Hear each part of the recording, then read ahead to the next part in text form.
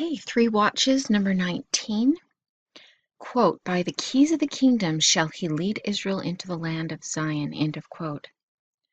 Someone going by the name of Malachi that entered a response to one of my posts reminded me about a patriarchal blessing that Joseph Smith received that also provides evidence that Joseph Smith himself will return to finish the calling that God gave him.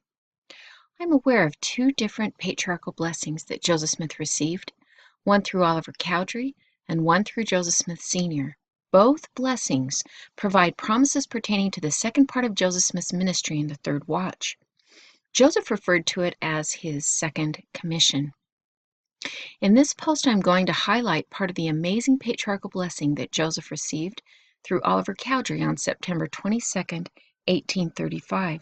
Quote, "In due time shall he (brackets, Joseph Smith) go forth toward the north, and by the power of his word shall the deep begin to give way, and the ice melt before the sun. By the keys of the kingdom shall he lead Israel into the land of Zion, while the house of Jacob shouts in the dance and in the song." End of quote. That magnificent promise from the patriarchal blessing promises that it will be Joseph Smith that will lead Israel into the land of Zion, just as the Lord promises in section 103. It also obviously is referring to the Old Testament prophecy contained in Jeremiah 31 regarding the gathering of Israel, and also in section 133. Notice the similarity in some of the key words in both segments. Here are a few verses from Jeremiah. Quote, "For there shall be a day that the watchman upon the Mount Ephraim shall cry, Arise ye, and let us go up to Zion unto the Lord our God. For thus saith the Lord, Sing with gladness for Jacob, and shout among the chief of the nations. Publish ye, praise ye, and say, O Lord, save thy people, the remnant of Israel.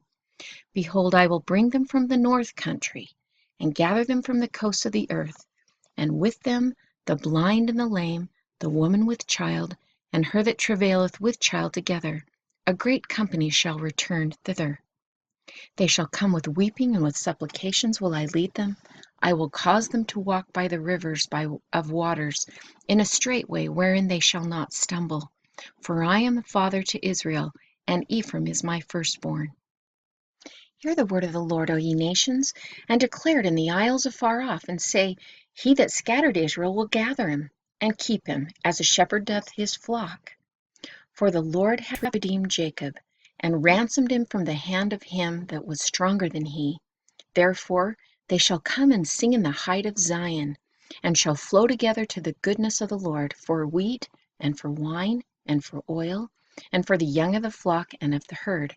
And their soul shall be as a watered garden, and they shall not sorrow any more at all. Then shall the virgin rejoice in the dance, both young men and old together. For I will turn their mourning into joy, and will comfort them, and make them rejoice from their sorrow. Notice also the similarities contained in the following verse in section 133. Quote, "And they who are in the north country shall come in remembrance before the Lord, and their prophets shall hear his voice, and shall no longer stay themselves. And they shall smite the rocks, and the ice shall flow down at their presence. And an highway shall be cast up in the midst of the great deep. And they shall fall down and be crowned with glory, even in Zion." End of quote. This patriarchal blessing from Oliver Cowdery provides another evidence that the marvelous work is a future event, and Joseph Smith will return to finish his calling in leading Israel into the land of Zion. It also reveals that Joseph will once again use the Urim and Thummim to bring forth additional ancient records. Clearly, the patriarchal blessing is consistent with section 103 in stating that Joseph Smith will return to lead Israel according to the priesthood keys that he holds. But this should not surprise anyone. We're told in section 90 that the keys of the kingdom will remain with Joseph in this world and in the world to come. That's D&C 90 verse 3. Do yourself a favor and get a copy of the entire patriarchal blessing. It will blow you away.